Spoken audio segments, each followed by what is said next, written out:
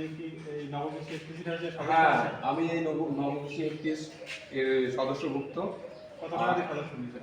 2000 টাকা দিয়ে আমরা আচ্ছা, সদস্য নিয়ে আপনার কোনো লাভ হচ্ছে কি? হ্যাঁ, অবশ্যই লাভ হচ্ছে। কি কি হচ্ছে? লাভ হচ্ছে বলতে আমাদের যে এখানে ডিরেক্টর আছে মাননীয় সজল পাল মহাশয় এবং আমার যে সিইও উনি আমাদের সঙ্গে যথেষ্ট যোগাযোগ রাখছেন এবং যাবতীয় যা কিছু সরকারি যে সমস্ত বিষয়গুলো সরকার দেখভাল করতো, বিশেষ করে বীজ,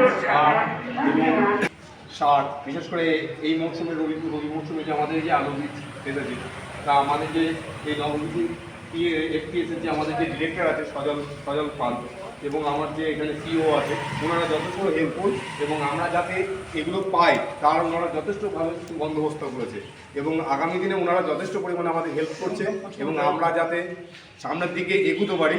আর সবথেকে বড় কথা কি, আমাদের চাষিরা যতটা না বেশি যোগাযোগ করে, উনি বেশি আমাদের সঙ্গে যোগাযোগ করে আমাদের কি লাগবে সেটা উনি বেশি করে যোগাযোগ রাখে। তাই এটা করে আমরা খুব উপকৃত হয়েছি এবং আগামী দিনে আমরা যাতে আরও সামনের দিকে এগুতে পারি সেজন্য এবং সজল পাল এই বিষয়েও নজর রাখছে এবং যাতে চাষি ভাইরা যাতে সারটা, বিশেষ করে এখন তো সারের আলু পাতার মরশুম মানে সার একটা বিশাল প্রয়োজনীয় জিনিস, এটা যাতে পায় তার জন্য আমাদের যদি গভর্নমেন্ট একটু হেল্প করে তাহলে আমরা খুব উপকৃত হয়। কারণ আমাদের যে ডিরেক্টর আছে উনি তো যথেষ্ট হেল্পফুল লোক, উনি যথেষ্ট মানে যোগাযোগ রেখে চেষ্টা করছে আমাদের যাতে চাষি ভাইরা সব বিষয়গুলো পায়।